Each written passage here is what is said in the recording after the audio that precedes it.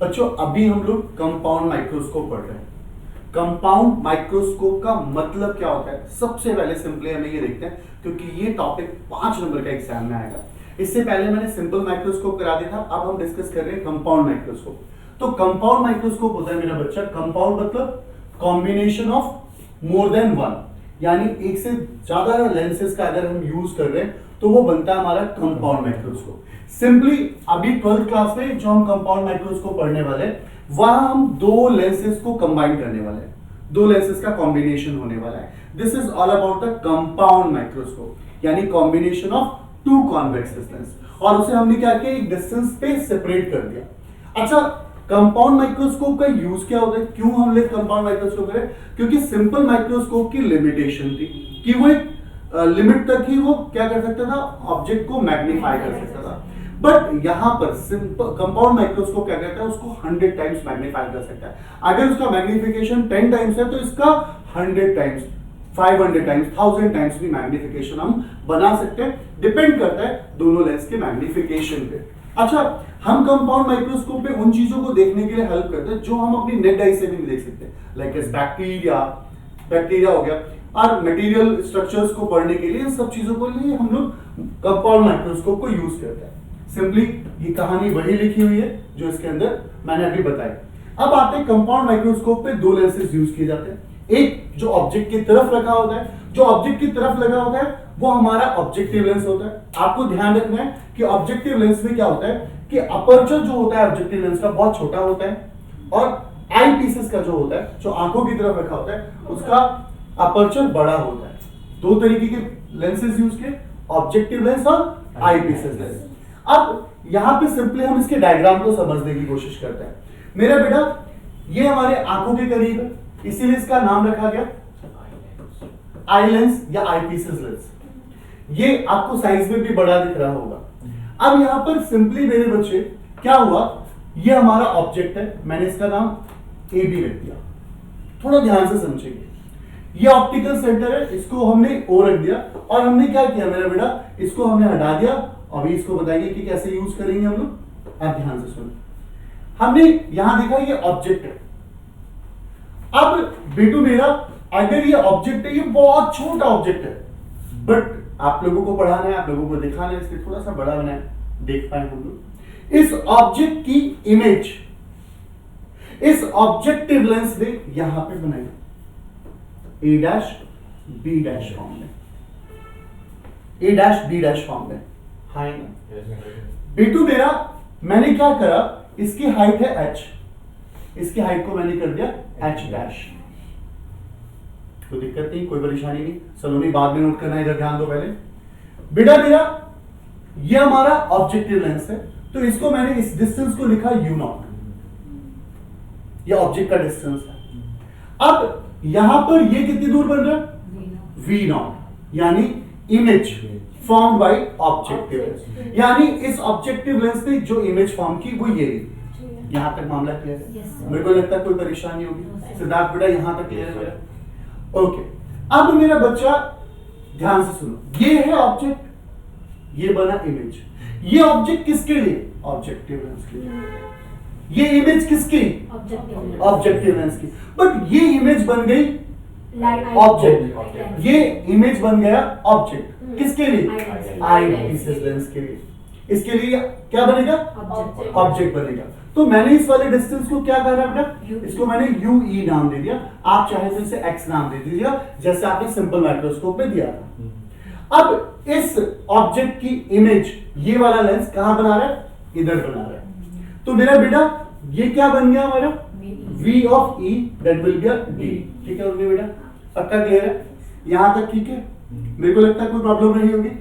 But बेटा इसका नाम मैंने दिया E। सारा जो गेम है, उस गेम मतलब मैं इस डेरिवेशन को बहुत सिंपलेस्ट वे में बढ़ाने वाला हूं, बहुत सिंपल करने वाला इस डेरिवेशन को। पहले एक चीज सिंपल से टर्म्स में समझते हैं कि अगर मुझसे कोई पूछे कि यार एंगुलर मैग्निफिकेशन निकालो, तो एंगुलर मैग्निफिकेशन होता है angle formed by image to the angle formed by object, beta by alpha. Angle formed by image to the angle form by object. अब आप लोगों के लिए क्वेश्चन है, अब सिंपल से टर्म्स में समझिएगा कि ऑब्जेक्ट का एंगल तो दिखाई नहीं दे रहा कहीं पे कि ऑब्जेक्ट कहीं एंगल बना रहा है। ये वाला ऑब्जेक्ट यहां पे कहीं एंगल फॉर्मेशन करे ऐसा तो कुछ दिख नहीं रहा हमें, बट कहीं ना कहीं तो ऑब्जेक्ट बना रहा होगा, एंगल तो फॉर्म कर रहा होगा आई पीसेस के ऊपर। तो अगर उस एंगल को फॉर्मेशन दिखाना है तो हमें क्या करना पड़ेगा? याद कीजिए मैंने सिंपल माइक्रोस्कोप बताया था आपको। सिंपल माइक्रोस्कोप में क्या बताया था मैंने सिंपल माइक्रोस्कोप में बताया था कि अगर आपके पास ये ऑब्जेक्ट है और आपने बीच में एक लेंस लगा दिया, वो चीज जब तक आपको नहीं दिखाई देगी जब तक वो least distance of distinct vision में नहीं होगी। कोई भी चीज आप देख पा रहे हैं वो देखने के पीछे रीजन है कि वो least distance of distinct vision पे, इसीलिए आप उसे प्रॉपर देख पा रहे हैं। तो मेरा बेटू यहां ध्यान से समझो क्या हुआ। हमने एक सिंपल सा काम किया। सिंपल सा क्या किया देखो, मैंने यहां पे एक लाइन बनाई, यहां पे एक सिंपल सी लाइन बनाई मैंने, किसकी हाइट की? ऑब्जेक्ट की हाइट की। ये बिल्कुल इससे स्ट्रेट लेकर आया। अब मैंने कहा कि ये ऑब्जेक्ट के साइज का है। अब मैंने कहा यार यहां पर एक एंगल फॉर्मेशन हो रहा, आई पे एक एंगल फॉर्मेशन हो रहा, क्योंकि मैंने आपको सिंपल माइक्रोस्कोप पे ऑलरेडी बता दिया था कि जो अल्फा फॉर्मेशन होगा अगर आंखों पे हमारा ऑब्जेक्ट का एंगल फॉर्मेशन नहीं हुआ तो आप इमेज नहीं देख सकते उसकी। तो इसके लिए क्या होता है, अल्फा बहुत छोटा एंगल है, बीटा भी बहुत छोटा एंगल है, तो हम इसे tan बीटा लिख सकते हैं और इसे हम सिंपल tan अल्फा लिख सकते हैं। वेट, मेरा बेटा लास्ट क्लास जब हम सिंपल माइक्रोस्कोप कर रहे थे, ये आईपीएस से हमारा ये ऑब्जेक्ट ही है, इसका नाम देना चाहो कुछ दे दो, कोई दिक्कत नहीं है। इसका नाम मैंने सिंपल क्या करा, ये ए डबल डैश है और ये बी डबल डैश है। मैं आप चाहो तो इसका नाम दे दो, कुछ भी नाम देना चाहो तो एम कर दो, एम नाम दे दो। तो एम डी डबल डैश जो है वो ऑब्जेक्ट की हाइट के बराबर ही है, यानी ये एच ही है और ये डी ही है। क्या सिंपल माइक्रोस्कोप में भी हमने ये बनाया? मतलब सारे बच्चे जो कंफ्यूज होते हैं वो यहीं पर होते हैं कि अल्फा फॉर्मेशन कहां हो। तो मैं बताऊंगा सिंपल से अल्फा फॉर्मेशन में आप एक चीज समझना, मैं एक फिर बता रहा हूं आपको क्या हुआ। उर्मी ने कहा कि सर ये जरा पढ़ के दिखाइए, ये नोट्स पढ़ के दिखाइए।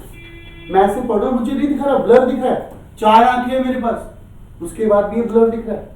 अब मुझे इसको एग्जैक्टली देखना है, मुझे इसे एग्जैक्टली देखना है, तो मैं कैसे देखूंगा? मुझे क्या करना पड़ेगा, least distance of distinct vision पे लेकर आना पड़ेगा।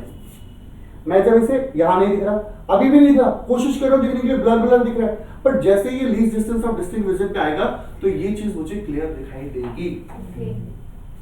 यानी अगर वो ऑब्जेक्ट मेरी आंखों पे कोई एंगल फॉर्म नहीं करेगा तो क्या मैं उस ऑब्जेक्ट को देख सकता हूं? आंसर है नहीं देख सकता। मैं उस ऑब्जेक्ट को देखने के लिए मेरी आंखों पे least distance of distinct vision होना चाहिए। तो मैंने ये दिखाया आपको कि यहां एंगल बना होगा, बुक्स में ऐसे दिखाया नहीं है, सीधा सा उन्होंने ये डायग्राम बना दिया। तो मैंने कहा ये एक ऐसा तरीका है जहां से हम क्या कह सकते हैं कि यहां पर एक एंगल फॉर्म हुआ होगा और इस एंगल का नाम आप अल्फा रख सकते हैं। ठीक है, अच्छा ठीक है। वैसे तो दिखने में क्या दिख रहा है, एम, दिखने में बी डबल डैश दिख रहा है और ये ई दिख रहा है। तो अब सिद्धार्थ आप मुझे बताइए, अगर मुझे tan अल्फा लिखना है तो मैं tan अल्फा क्या लिखूंगा? tan d, yes h upon d लिख सकता हूं, tan alpha h upon d लिख सकता हूं। ओके, नाउ ये जो कहानी है अब जो मैं आपको बताने वाला हूं, ये जो है वो सबसे इंपॉर्टेंट है ना। अब भूल जाओ इसको, इस लेंस को भूल जाओ, इस लेंस को भूल जाओ। अगर आप इस लेंस को भूल गए, आप इस लेंस को भूल गए, अगर आप इस लेंस को भूलते हैं तो ये जो ऑब्जेक्ट है, ये सॉरी ये जो लेंस है ये लेंस क्या सिंपल माइक्रोस्कोप की तरह एक्ट करेगा? Yes, sir. कैसे सिंपल माइक्रोस्कोप की तरह एक्ट करेगा? क्योंकि ये रहा वो ऑब्जेक्ट, ये रही इमेज फॉर्मेशन। Yes, sir. यार एक सिंपल माइक्रोस्कोप की तरह यूज कर रहे हैं। तो सिंपल माइक्रोस्कोप पे हमने जो बीटा एंगल लिया था, क्या हमारा बीटा एंगल ये था? Yes, sir. और हमने यही ट्रायंगल कंसीडर किया था। Yes, sir. क्यों? क्योंकि हमें स्मॉल एंगल्स बनाना है, तो हम ये वाला एंगल कंसीडर नहीं करेंगे, हम सीधा क्या करेंगे? ये वाला एंगल लेंगे। तो मैंने कहा Siddharth, in triangle A dash B dash E, beta अगर चाहिए तो क्या होगा? tan बीटा अप्रॉक्स बराबर होगा, और tan बीटा क्या होगा? मैं चाहूं तो h डैश अपॉन में यू ही लिख सकता हूं या x लिख सकता हूं, जो मैंने। अब मैंने क्या करा? हियर अब मैंने मैग्निफिकेशन निकालना है, h dash by x upon में h बाय d। तो अब बेटा मैं ऐसे h डैश अपॉन में h लिखता हूं और इसे d बाय x, थोड़ी देर के लिए इसे छोड़ देता हूं, थोड़ी देर इसे छोड़ देता हूं। अब मुझे बस एक सिंपल से टर्म्स में बताना है। अगर मुझसे सिंपल टर्म्स में मैग्निफिकेशन ऑफ ऑब्जेक्टिव लेंस कोई पूछता, मैग्निफिकेशन ऑफ ऑब्जेक्टिव लेंस, तो मैग्निफिकेशन ऑफ ऑब्जेक्टिव लेंस क्या होता है? देखो, magnification height of image to the height of object, क्योंकि ऑब्जेक्टिव लेंस का इमेज ये है और ऑब्जेक्ट ये है, तो height of image to the height of object, height of image to the height of object, बोलो है ना? Height of image to the height of object. यानी क्या मैं यहां पर h डैश अपॉन में h लिख सकता था? अच्छा, मैं चाहूं तो इसे v not upon u not भी तो लिख सकता था, लिख सकता था, बोलो। v not upon u not, magnification लिख रहा हूं यार, तो मैं v not upon u not भी लिख सकता था। अच्छा, मैं मैग्निफिकेशन ऑफ आई पीसेस अगर लिखना चाहूं तो क्या मैं मैग्निफिकेशन ऑफ आई पीसेस ऐसे नहीं लिख सकता? ध्यान से सुनो, मैग्निफिकेशन ऑफ आई पीसेस क्या क्या लिख सकता हूं? देखो, h डबल डैश, इसे मैंने क्या नाम दे दिया? h double dash, height of image, height of object. क्या लिख सकता हूं मैं यहां पर? Height of image, h double dash upon में h डैश। मैं चाहूं तो d बाय x भी लिख सकता हूं। और मैंने क्या कहा कि जब मैं उस वाले लेंस की आई पीसेस लेंस की बात करूंगा तो मैं यहां लिख सकता हूं eyepieces lens, lens act as a simple microscope। अगर ये सिंपल माइक्रोस्कोप की तरह यूज हो रहा है तो बेटू मेरे सिंपल माइक्रोस्कोप का मैग्निफिकेशन हमने पढ़ा था 1 प्लस डी अपॉन में एफ। तो मैं इस पूरे आई पीसेस लेंस के लिए मैं चाहूं तो h dash, h double dash upon h dash लिख सकता हूं, मैं चाहूं तो d बाय x लिख सकता हूं, मैं चाहूं तो 1 प्लस डी अपॉन में एफ भी लिख सकता हूं। क्या मैंने ये अगर सिंपल माइक्रोस्कोप जब पढ़ाया था ऑनलाइन वाले स्टूडेंट, अगर आपने सिंपल माइक्रोस्कोप नहीं देखा तो प्लीज सिंपल माइक्रोस्कोप देख के आइए। सिंपल माइक्रोस्कोप में मैंने बताया था कि 1 प्लस डी अपॉन एफ है, ये ड्राइव किया हुआ है मैंने 1 प्लस डी अपॉन एफ। तो अब मुझे ये सिंपल एक टर्म्स में बताइए, क्या आपको h डैश अपॉन h, क्या h dash upon h magnification of objective lens दिखाई दे रहा है? क्या d upon x magnification of eyepieces दिखाई दे रहा है? तो मुझे क्या मिला? Hence m equal to magnification of objective और magnification of eyepieces lens मिला। मींस क्या है कि total magnification of compound microscope is the product of the magnification of objective lens and magnification of eyepieces lens. इन दोनों lens के magnification का multiplication होता है टोटल मैग्निफिकेशन। ठीक है, अब सुनो, क्या मेरा बेटा m नॉट की जगह पर तुम v नॉट अपॉन में u नॉट लिख सकते हो? Yes, sir. और मैग्निफिकेशन ऑफ आई पीसेस की जगह पर 1 प्लस डी बाय एफ लिख सकते हो। And this is the derivation of compound microscope. एक स्पेशल केस है मेरे बच्चे, एक स्पेशल केस है। वो स्पेशल केस क्या है, ध्यान से समझिए। एक स्पेशल केस है कि अगर ये ऑब्जेक्ट